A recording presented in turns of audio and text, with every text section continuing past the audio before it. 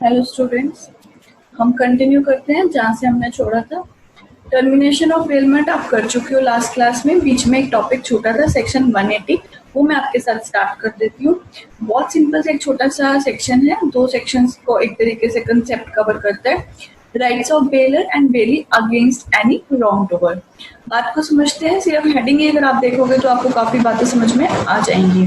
भाई कोई wrong doer है, जैसे कि आपने अपनी बाइक शॉप वाले को दी थी रिपेयर करने के लिए। उस शॉप वाले ने कहा कि अभी नहीं, आप कल लेके जाना मॉर्निंग में। ठीक है जी। तो रात भर आपकी बाइक उस शॉप पे पड़ी रही। रात को क्या हुआ, कुछ गलत एलिमेंट जा रहा था, कुछ नेगेटिव एलिमेंट उस रोड से गुजर रहा था, तो उसने क्या किया, कुछ पत्थर उठा के आपकी बाइक को मारे। ठीक है जी। हो सकता है वो गैरेज इस टाइप का थोड़ा ओपन गैरेज है, या विंडो से मारे, ऐसा भी हो सकता है।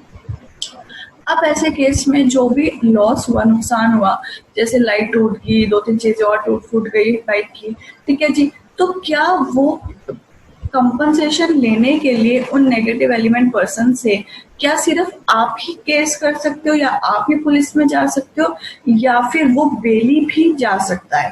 भाई एक नेचुरल सी बात है, आपने पोजेशन दे दी है उस पर्सन को, तो ऑब्वियस है कुछ हद तक आपने उसे राइट दे दिया है। ठीक है ना। तो ऐसे केस में जब कोई रॉन्ग डूअर है, उसके अगेंस्ट वो सारी रेमेडीज जो आपकी यानी बेलर की थी, वो सब रेमेडीज अब बेली के पास भी आ जाएंगी। ठीक है जी।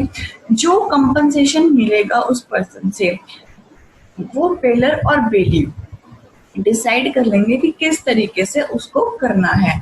जैसे कि लाइट खराब हुई तो लाइट में कितना खर्चा आएगा, ठीक है, उसके बाद जो भी खर्चा था वो पूरा हो गया, पर कंपनसेशन का कुछ अमाउंट बचा हुआ है। ऐसे केस में बेलर ने कहा, बेली तुम्हें, जैसे मान लो तुमने केस किया था बेली, तो लीगल एक्सपेंसेस खर्च हुए होंगे, उसके खर्चे के पैसे भी तुम रख लो। ठीक है ना। क्योंकि अल्टीमेटली बाइक तो ओनर तो बेलर ही है, तो आपस में ऐसा उन्होंने डिसाइड किया। उसके बाद जो पैसे रह गए, बेली ने कहा नहीं, अब बेलर तुम रख लो, मैं फायदा थोड़ी ना करूंगा इस चीज से। ठीक है, ये पैसा अब तुम रख लो, क्योंकि बाइक में एक बार को टूट फूट तुम्हारी ही हुई है। ठीक है ना। तो अब ये बाकी की कंपनसेशन, मेरा खर्चा निकल गया, अब बाकी का तुम रख लो। मतलब जो भी है वो आपस में डिसाइड कर लेंगे। लॉ ने नहीं कहा कि कौन कितना कंपनसेशन रखेगा। स्टार्ट करते हैं 180। If a third person wrongfully deprives the bailey of the use of the goods failed, मतलब हमने एग्जाम्पल क्या लिया, हमने एग्जाम्पल अभी सेकंड का लिया, और डज देम एनी इंजरी। ठीक है जी, कोई इंजरी गुड्स को की है, ठीक है, बाइक को, जीन्स को कुछ भी किया है, तो उसी तरीके से एक चीज और क्या रॉन्ग एलिमेंट कर सकता है कि डिप्राइव करे बेली को यूज ऑफ गुड्स से या पोजेशन से। जैसे कि वो जानबूझ के वो जीन्स जो आपने ऑल्टर के लिए दी थी, एक पर्सन आया, वो पर्सन जानबूझ के वो जीन्स ले गया। ठीक है ना। वो सपोजिंग मिस्टर ए आए उस शॉप पे, उसने कहा ये जीन्स तो काउंटर पे पड़ी है, बहुत अच्छी है, मुझे यही खरीदनी है। शॉप वाले यानी बेली ने कहा नहीं, ये तो जीन्स सेल हो चुकी है। ठीक है जी। तो ऐसे केस में उसने क्या किया, उसने अपना सामान लेते लेते जानबूझकर इंटेंशनली उसने अपने सामान के अंदर वो जीन्स भी डाल ली। ठीक है। तो ऐसी चीजें जो है यानी कि रॉन्गफुली डिप्राइव करना बेली को किसी भी चीज से। अब क्या करेगा, बेली के पास सीसीटीवी में फुटेज आ गई, तो उसने नेचुरल सी बात है पुलिस में गया, जैसे भी किया, बट ऑब्वियस है वो एफर्ट करेगा, वो खर्चा करेगा। ठीक है ना। तो उसके लिए क्या किया जा रहा है कि जो भी एफर्ट करना है, बेली तुम करने का राइट रखते हो। ठीक है, ये नहीं कि वो बेलर ही करेगा। भाई शॉप तुम्हारी, कस्टडी तुम्हारी, ठीक है, तुम बेली हो, तुम्हें एक प्रूडेंट पर्सन की तरह काम कर सकते हो, तो तुम्हें ये राइट है। तुम कोई भी रेमेडी समझ रहे हो आप? रेमेडी का मतलब यहाँ पे है कि जो भी तरीका, एफर्ट, ठीक है, बेलर कर सकता था, वही एफर्ट बेली कर सकता है। ठीक है जी। कैसे, एज द ओनर, कैसे देखना है, might have been used in the like case, अगर बेलमेंट नहीं हुई होती, ठीक है ना, तो बाइक हमारे घर खड़ी होती, बेलर के घर खड़ी होती, अगर कोई नेगेटिव एलिमेंट तब लाइट तोड़ के जाता, तो कौन जाता पुलिस के पास या केस करने? भाई बेलर जाता। तो बस ये मान लो, कह रहा है as if no bailment had been made. ठीक है ना। तो जैसा वो बेलर जाता, अब उसकी जगह पे बेली जाएगा। आगे देखते हैं section 181, apportionment of relief or compensation obtained by such suit। जो भी पैसा मिलेगा वो आपस में बेलर बेली डिसाइड कर लेंगे according to their respective interest. जो भी बात मैंने बोली, जो मैंने एग्जांपल दिया कि लाइट टूटना, ये सब आप प्लीज स्टडी मैट में लिखते जाना। बहुत बार तो मतलब ऐसा होता है कॉन्ट्रैक्ट एक्ट में बच्चे बाद में बोलते हैं कि एग्जाम्पल याद रहा, हमें बोली हुई बात ज्यादा याद रही, ठीक है, उससे हमने लैंग्वेज बना ली, ठीक है। तो वो इस चैप्टर के अंदर लैंग्वेज से ज्यादा इम्पोर्टेंट फैक्ट्स हैं, क्योंकि बहुत सारे सेक्शन कवर हो रहे हैं इसके अंदर, ध्यान रखना। और फाउंडेशन जैसे नहीं है, आप बोलो कि चलो ठीक है एक बार कंसिडरेशन का चैप्टर आ गया, ठीक है, अगला चैप्टर दूसरा आ गया, तो चलो ठीक है करके करते अलग अलग क्वेश्चंस बन गए। यहाँ पे तो ये प्रॉब्लम हो जाती है कॉन्ट्रैक्ट में बच्चे को लास्ट में कि भाई ये कौन सी बात कहना चाह रहा है, थोड़ा सा स्ट्राइक करने में प्रॉब्लम हो जाती है। तो प्लीज आप कंसेप्ट को बहुत ध्यान से डीपली समझो बात को। जो भी मैं एग्जांपल दे रही हूँ वो बहुत रेलेवेंट है, उसको मतलब हल्के में नहीं लेते हुए आपने उसको जरूर राइट डाउन कर लेना है। अपने नोट्स बना रहे हो या स्टडी मैट में ही लिख लो तो भी कोई इशू नहीं है, क्योंकि आपने अल्टीमेटली इधर से ही करना है, ठीक है ना। टर्मिनेशन आपका हो गया था, कोई डाउट हो तो आप बता देना, लिख देना ग्रुप में। फाइंडर ऑफ लॉस्ट गुड्स, आप कहोगे ये तो जाना पहचाना टॉपिक है, बिल्कुल आपने ये टॉपिक किया हुआ है। कहाँ पे किया हुआ है आपने ये टॉपिक? भाई सोगा, sale of goods act foundation में की थी आपने, ठीक है ना, तब ये आपने टॉपिक किया हुआ है। लॉस्ट गुड्स का फाइंडर, जब भी जो भी लॉस्ट गुड्स का फाइंडर है उसके क्या राइट्स हैं, उसके क्या ड्यूटीज है एक तरीके के, वो हम समझ लेते हैं। Repeat and note out, but मैं एक बार गो थ्रू करूंगी। सेक्शन 168, ठीक है जी। फाइंडर ऑफ गुड्स, मैं एनालिसिस पढ़ रही हूँ। Can ask for reimbursement for expenditure incurred for preserving the goods but also for searching the true owner, ठीक है जी। जो भी एक्सपेंसेस हुए, एग्जाम्पल मैं फाउंडेशन में क्या लेती हूँ जनरली, आप कोई भी गुड्स ले सकते हो, ठीक है। अभी के लिए हम क्या पेरिशेबल नहीं लेके हुए, ऐसी कोई भी नॉन पेरिशेबल गुड्स ले सकते हैं, ठीक है। आपको याद आ जाएगा फटाफट से, भाई पेरिशेबल का तो एक ही जनरली पर्टिकुलर एग्जांपल टोमेटो का मैं लेती हूँ। वो एक ही पर्टिकुलर केस में होता है जब वो सड़ने वाले होते हैं, तो बेचने की बात आएगी उन टोमेटोज को, तो कब बेचने वो बात हम अभी बाद में करते हैं, ठीक है जी। तो आप कोई भी मोबाइल फोन समझ लो, ठीक है, या फिर आप कोई भी प्रिजर्व करने की बात है ना, तो आप कोई भी आइटम समझ सकते हो। समझना है तो ठीक है, आप टोमेटो भी एग्जाम्पल ले लोगे तो वो भी गलत नहीं होगा। तो भाई जो भी एक्सपेंस इनकर किया है फाइंडर ने प्रिजर्व करने के लिए गुड्स को, ठीक है जी। जैसे कि सपोजिंगली वो मोबाइल फोन है, तो टाइम टू टाइम ना वो उसको चार्ज करके रखता है, क्योंकि उसको क्या लगता है भाई हो सकता है इसी के ऊपर कोई फोन आ जाए, ठीक है ना। टोमेटोज है तो वो उसको फ्रिज में रखता है, ठीक है जी। अगर कोई ऐसी आइटम थी तो हो सकता है उसने वेयर हाउस में रखनी, ठीक है, जिससे उसको लगा कि इसका जो स्टोरेज है वो उसके टेम्परेचर में कोई प्रॉब्लम ना आए, तो उसने वो वेयर हाउस में दे दी, उसका भी एक्सपेंस उसने इंकर किया। तो भाई नेचुरल सी बात है वो अपनी पॉकेट से इतना एक्सपेंस तो नहीं करेगा, ठीक है। अब वो कह रहा है ट्रू ओनर जो भी हो तो मुझे इसका एक्सपेंस दो, ठीक है जी। उसके बाद मैंने क्या किया था, फाइंडर कह रहे हैं मैंने न्यूज़पेपर में छपवाया, मैंने केबल पे ऐड दी थी कि भाई जो भी पर्सन ट्रू ओनर है वो आ जाए।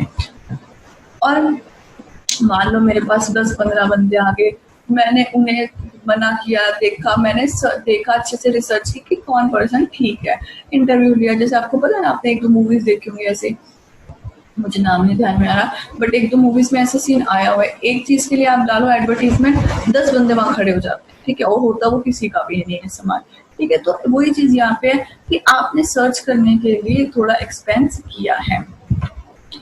If the real owner refuses to pay compensation, अब क्या करें भाई, वेयर हाउस का खर्चा हमने कर लिया, ट्रू ओनर को ढूंढने में भी खर्चा कर लिया, अब वो अगला बंदा कह रहा है मैं तो पैसे नहीं देता, ठीक है जी।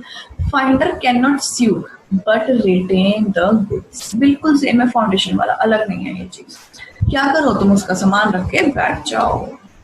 Further where the real owner has announced any reward, any finder is entitled to receive the reward. Right to collect is a primary and superior right. Even more than the right to seek reimbursement of expenditure. मतलब कि पहला right तो क्या है, reward तो तुम दो ही दो, है ना। उस चीज को सेट ऑफ की बात ना करो कि भाई सेट ऑफ कर लेते हैं, ऐसा करते हैं, ठीक है एक्सपेंस इतना था रिवॉर्ड इतना हो गया। रिवॉर्ड तो तुमने क्या किया, तुमने अनाउंस कर दिया है। आपको याद है वो कॉन्ट्रैक्ट जो बनता है, जो वो गौरीमन कहता है शुक्ला दत्त वाला केस, अगर आपको याद होगा क्या होता है यहाँ पे, कहते हैं कि भाई अगर तुमने ये काम किया तो तुम्हें मिलेगा पैसा। जैसे वहाँ पे बच्चे का केस था, ठीक है। अब यहाँ के लिए एग्जांपल ले लेते हैं, ये पर्टिकुलर गुड्स जो भी पर्सन है ना, वो पर्सन क्या है, वो पर्सन ढूंढ के लेके आ रहा है, ठीक है। जो फाइंडर ऑफ गुड्स है वो रियल ओनर को मिल गया है। अब ऐसे केस में जो भी ट्रू ओनर ने जो भी रिवॉर्ड बोला था वो आपको पता है कॉन्ट्रैक्ट बन चुका था, कम्युनिकेशन हो चुका था, फुलफिलमेंट ऑफ कंडीशन हो गया था, तो एक पब्लिक कॉन्ट्रैक्ट की बात आ गई थी। अब ऐसे केस में वो फुलफिल करना पड़ेगा आपको, वो प्राइमरी सुपीरियर राइट है, वो राइट मिलेगा ही मिलेगा। ठीक है जी, आगे चलते हैं। When finder can sell the goods, ठीक है जी। Where a thing which is commonly subject of sale, if lost, if the owner cannot be found, reasonable diligence याद आ जाएगा, एक reasonable effort, diligence मतलब वैसे होता है हार्ड वर्क, एक reasonable मेहनत करने के बाद, ठीक है ना, भी नहीं मिल रहा ट्रू ओनर या मिला तो उसने रिफ्यूज कर दिया, वो कह रहा है मैं पैसा नहीं दूंगा, तो ध्यान होगा आपको फाइंडर में सेल इट। जब वो डैमेज हो रहा है, पेरिशेबल गुड्स है, लग रहा है कि भाई अब तो टमाटर सड़ने वाले हैं, तो फिर बेचो, साथ के साथ बेचो।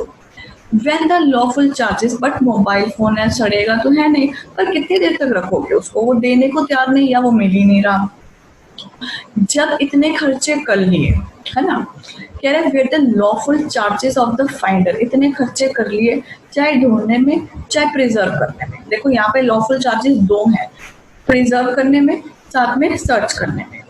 Lawful charges in respect of the thing found amount to 2/3 of its value, ठीक है जी। पता है सबको 10,000 का मोबाइल है, ठीक है, उसके 2/3 एक्सपेंसेस हुए हैं, अब हम उसे सेल कर देंगे, ठीक है ना, क्योंकि कोई फायदा नहीं दिख रहा कि उसको ढूंढें, ठीक है, या वो देगा या नहीं देगा, या वो नहीं दे रहा तो कोई फायदा नहीं है।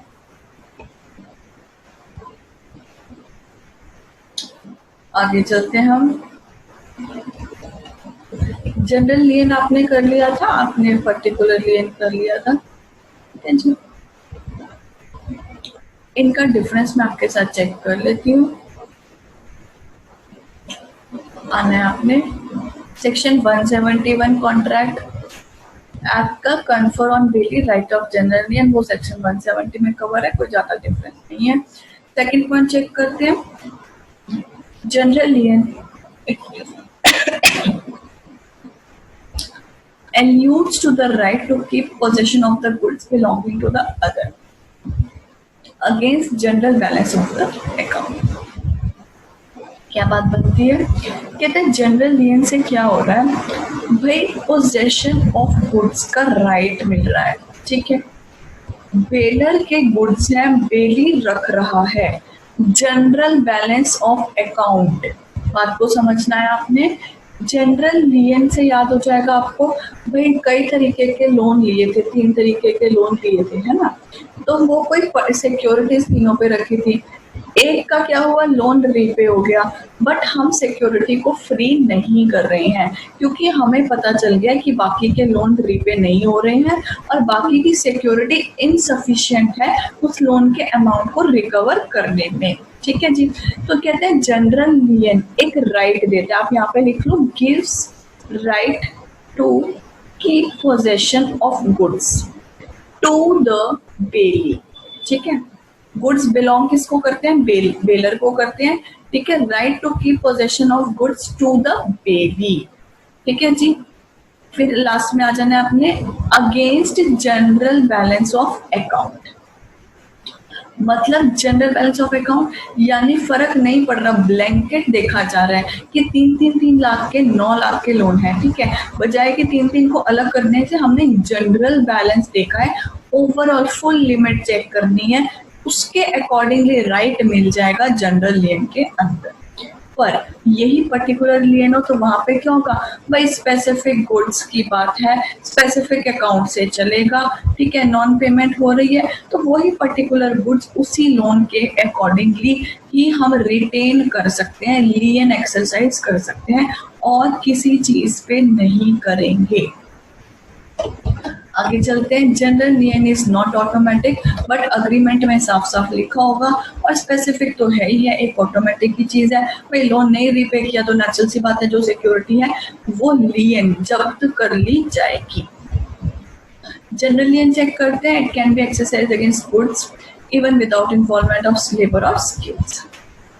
ठीक है जी, तो ऐसे केस में आपको बिल्कुल ध्यान आ जाएगा। एग्जाम्पल कोई भी, जैसे सपोजिंगली लोन का एग्जांपल है, बैंकर का एग्जांपल है, ठीक है, कोई लोन लिया तो उसमें कोई ऐसा यहाँ पे कोई अलग चीज नहीं हुई है, गुड्स के अगेंस्ट वो कर रहा है। पर्टिकुलर चेक कर लेते हैं। Comes into play only when some labour और skill has been expended on the goods resulting in an increase in the value of the goods। ठीक है जी, एग्जांपल ले लेते हैं यहाँ पे हम फाइंडर ऑफ गुड्स का। ठीक है जी, फाइंडर ऑफ गुड्स में क्या एग्जांपल आ जाता है भाई, यहाँ पे उस पर्सन ने क्या किया है, सर्च किया है ना, तो वो सर्च किया है ट्रू ओनर को, तो जो मोबाइल फोन रखा है हमने वो मोबाइल फोन रख सकते हैं क्या? इसके अलावा भी हम बेलर का कोई सामान रख सकते हैं? भाई बिल्कुल भी नहीं, लॉ आपको राइट ही नहीं दे रहा। आपने मोबाइल फोन आपके पास है, ठीक है, इसके अलावा कोई और गुड आपके पास है उस पर्सन की बाय एनी चांस, मान लो कोई और डीलिंग करते हो आप उसके साथ, तो आप कुछ नहीं रख सकते, सिर्फ उसी पर्टिकुलर बात को रख सकते हो, एग्जाम्पल को रख सकते हो जो यूनिट आपके पास आया है। जैसे कि फाइंडर, जिसके आप फाइंडर हो, ठीक है ना।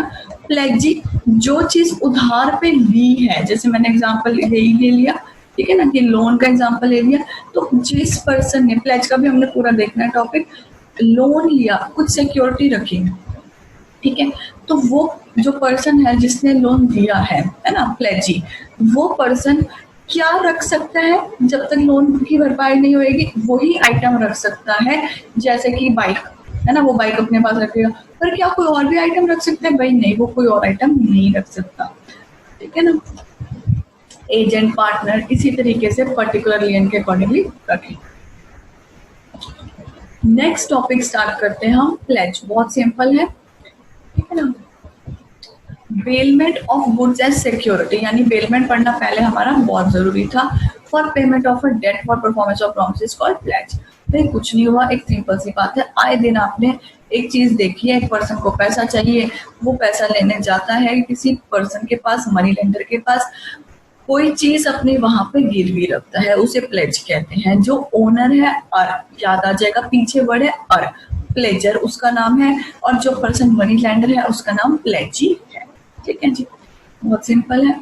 जो गुड्स आपने रखे हैं वो बेलमेंट की है, कोई पर्टिकुलर पर्पस के लिए किया है आपने, ठीक है ना, तो जब वो पर्पस पूरा हो जाएगा, जब आप लोन रीपे कर दोगे तो वो आप अपना सामान जो है वो गुड्स लेकर वापस आ जाओगे।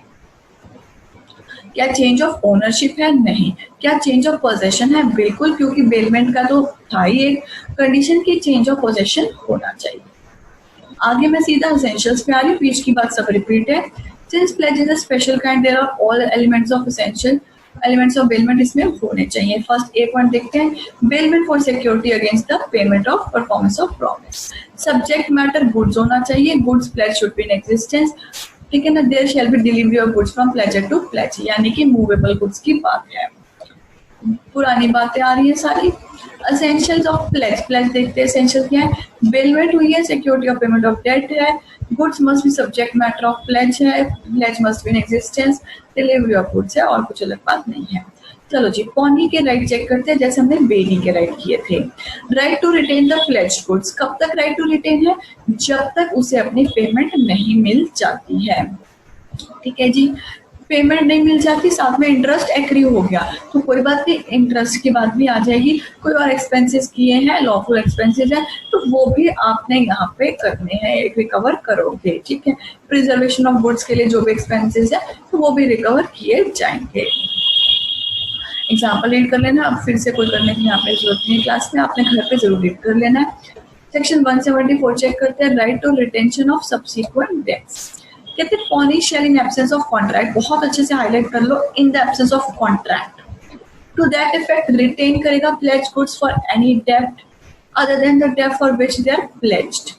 बट अगर ऐसा नहीं लिखा है तो फिर अलग चीज है, बात को समझते हैं। जो भी किया जनरल लियन पर्टिकुलर लियन, कहते हैं जनरल लियन अप्लाई हो जाएगा, ठीक है, कब, जब कोई बात नहीं कही गई है एक तरीके से, in the absence of contract to the effect. बात नहीं की गई, इसको ऊपर से कंफ्यूज नहीं करना, एक बार बात को समझना है आपने। कहते हैं pawnee shall not in the absence of a contract to that effect, ठीक है, retain the goods pledged for any debt other than the debt for which they are pledged. But such contract in the absence of anything to the contrary shall be presumed in regard to subsequent advances made by the pawnee। ठीक है जी, यहाँ तक करना आपने pledged तक पहले। कहते हैं हो क्या रहा है, अगर कुछ बात नहीं लिखी है, ठीक है, पर केस किस चीज का है, प्लेज का केस हो रहा है यहाँ, ठीक है, बात को समझना है आपने। केस कौन सा हो रहा है, प्लेज का केस हो रहा है।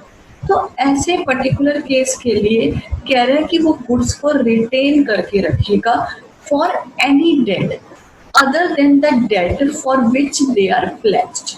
यानी कि एक लोन लिया और उसके बाद में अगर कोई लोन लिया है, यहाँ पे ना आप एक एग्जाम्पल लेके समझो जरा। एक पर्सन है राम, ठीक है जी, राम मनी लेंडर 1 के पास गया और उसने लोन लिया, ठीक है जी, कैसे, कुछ भी सिक्योरिटी वहां पे रखी, ठीक है, प्लेज हो गया। फिर राम मनी लेंडर 2 के पास गया, तो मनी लेंडर उसने वहां से भी लोन लिया। मनी लेंडर 1 ने क्या किया था, राम के साथ एक कॉन्ट्रैक्ट बना लिया था, उसमें साफ साफ लिख दिया था कि ठीक है मैं तुम्हें इतने का लोन दे रहा हूँ, इतने की सिक्योरिटी आ गई है, पर इसके अलावा जब तुम कहीं और कुछ और लोन लोगे, ठीक है, तो तुमने सपोजिंगली क्या किया, वही सिक्योरिटी रखी है उसी तरीके की, ठीक है, तो मेरा उसके ऊपर भी राइट रहेगा, ठीक है ना, बात को समझते हैं। एग्जाम्पल को थोड़ा सा अमाउंट्स पे लेके आते हैं। राम ने क्या किया, स्टॉक, ठीक है जी, का कुछ पार्ट मान लो उठा के रखा, पोजेशन चेंज होनी जरूरी है यहाँ पे, ठीक है, अदरवाइज हाइपोथिकेशन का केस हो जाता। पोजेशन के लिए क्या कहते हैं, मान लो कि उसने क्या किया, 10 चेयर्स उठा के अपने वहां पे रखी, प्लेज करी, ठीक है, और वहां से उसने लोन ले लिया सपोजिंगली 50,000 रुपीज का, ठीक हो गया।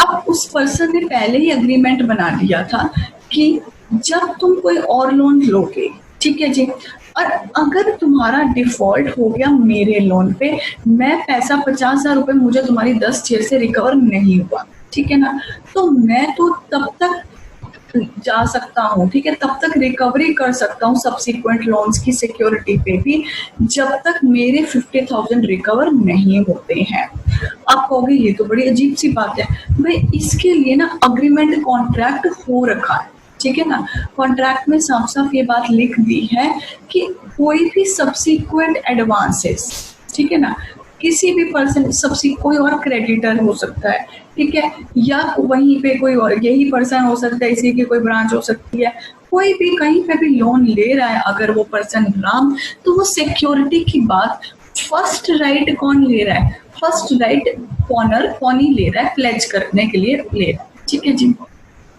आप कहोगे जब राम मनी लेंडर 2 के पास गया, ठीक है, तो फिर मनी लेंडर 2 ने क्यों उसको लोन दे दिया, जबकि ज्यादा देखा जाए तो डोमिनेशन तो मनी लेंडर 1 की हो रही है।